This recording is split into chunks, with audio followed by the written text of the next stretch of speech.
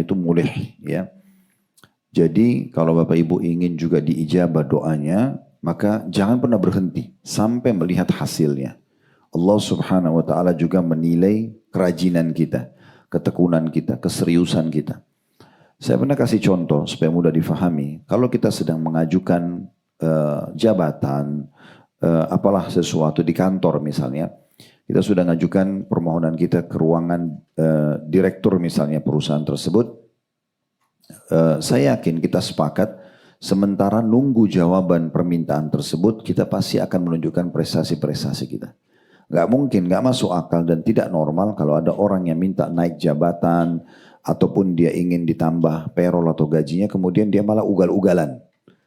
Ya, pasti dia akan tunjukkan datang tepat waktu, dia akan melakukan pekerjaan yang baik. Jadi nanti di rootnya itu atau direktur perusahaannya akan menilai, oh orang ini pantas untuk dinaikkan jabatannya. Sebenarnya itu contoh rasional. Jadi kalau kita sedang mengajukan satu proposal doa kepada Allah Subhanahu Wa Taala, tunjukkan yang terbaik. Tunjukkan yang terbaik. Kita lebih rajin sholat, kita lebih rajin menjaga hal yang diperintahkan, kita menjauhi yang dilarang, maka insya Allah itu lebih gampang untuk diterima oleh Allah Subhanahu Wa Taala. Selain daripada itu, permohonan yang berulang-ulang ini dicintai oleh Allah Subhanahu Wa Taala. Jadi kita coba isi dengan doa. Dan doa ini saya sudah bilang ya, pada pertemuan yang sebelumnya saya ingatkan lagi. Tidak ada alasan tidak berdoa. Kalau Bapak Ibu sedang melihat sebuah nikmat, contoh misalnya ada orang punya mobil bagus, penampilannya bagus, perusahaannya atau prestasinya bagus gitu ya. Maksudnya dia bahagia, kita bisa jadikan sebagai doa. Kita mengatakan ya Allah berkahi buat dia dan berikan aku seperti yang kau berikan kepada dia. Kenikmatan orang pun bisa kita jadikan sebagai doa.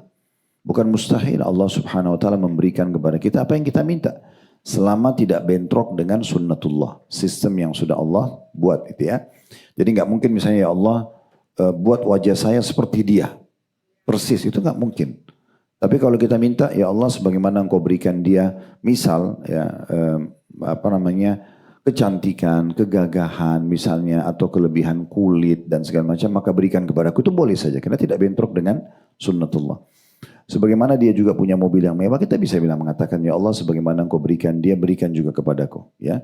Tapi ada syaratnya, jangan berharap nikmat itu hilang dari dia. Karena itu yang jadi haram nanti. Ya. Contoh misalnya ada orang punya mobil bagus, lalu kita, ya Allah hilangkan dari dia. Nah itu tidak diijabah sama Allah. Bahkan ini masuk dalam bab hasad namanya, iri. Dan kata Nabi SAW, hati-hati dengan hasad karena dia akan membakar pahala-pahala sebagaimana api membakar kayu bakar. Jadi nggak boleh kita iri sedikit pun pada orang. Ya, dalam arti kata berharap hilang nikmat itu pada dia. Tapi kalau kita berharap nikmat itu tetap ada pada